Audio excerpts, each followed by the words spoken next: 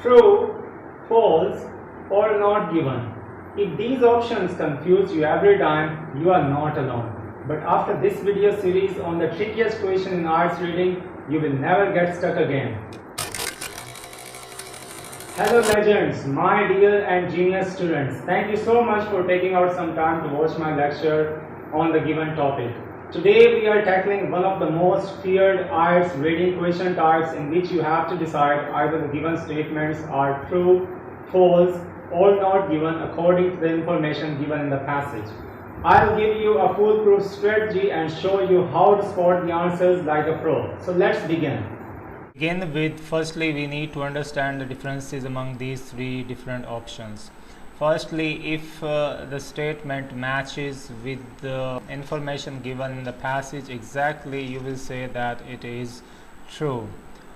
On the contrary, if the statement opposes the information in the passage, then simply you will consider it to be a false statement.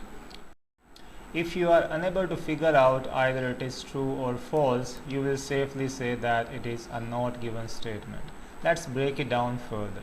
True means the information is clearly mentioned and you can easily say that it is a same thing. False is something that opposes the information in the passage, and not given means that you are unable to figure out either it is true or false. There is no clear information. Here are my 3 golden rules to follow if you want to do well in this type of question. Never ever use your knowledge. If you see that the passage is about anything that you are pretty much aware of, or any specific knowledge, any field, any subject, that doesn't mean that you will be able to answer these questions more successfully, because this is the test of your comprehension skill, not about your knowledge. So never use your knowledge, only see if the passage says something about that or not. If you find out the information in the passage, simply say that it is true, or decide your answer to be false or not given on the basis of the information given in the passage. That's it. Never ever trust your knowledge about the topic. Secondly, never match the same words. Same words might be the distractors. Examiner likes to use different distractors in the form of same looking words which are written in the passage as well as in the statement. Always, on the other hand, look for the meanings that they convey.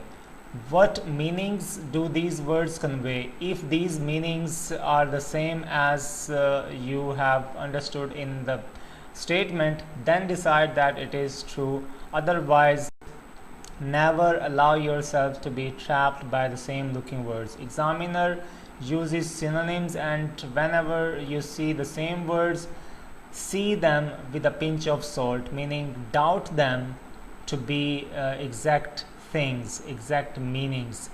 They may be the same words, but they convey different meanings. So don't be tricked by the same looking words.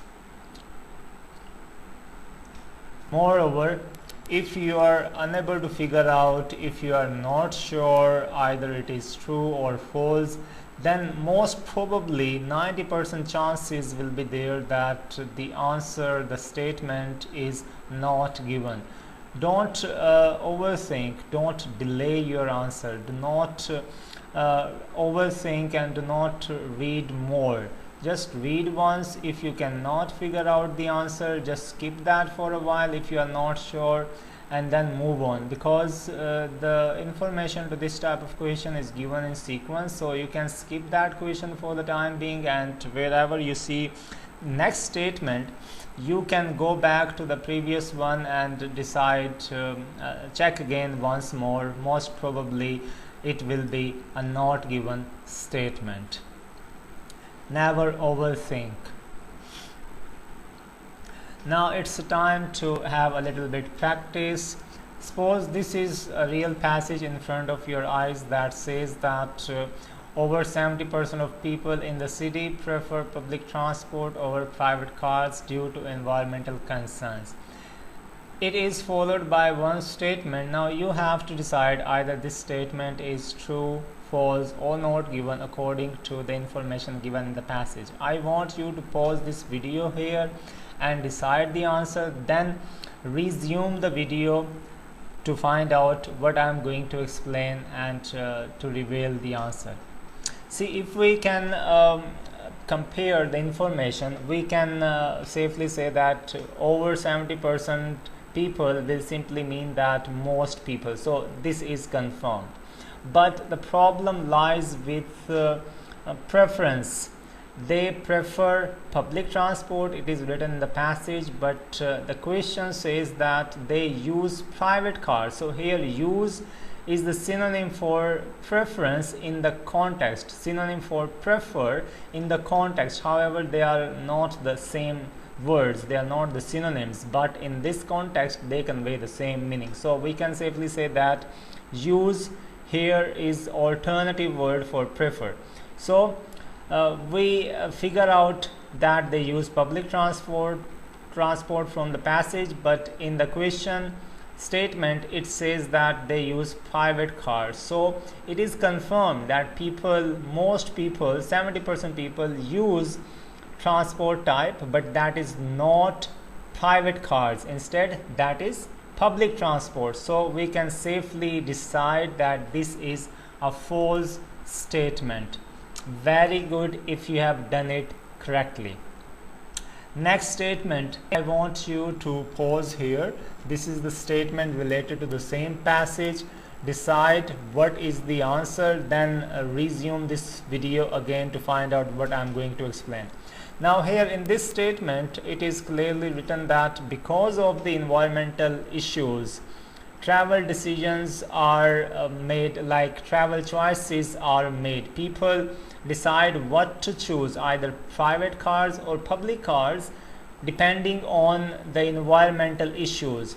Now in the passage we see that due to, now this phrase due to shows that people prefer public transport over cars, not cars, due to environmental issues, environmental concerns. So this is confirmed that people use private cars because they have concerns, they have reservations about environmental issues. So we can safely say that this is a true statement.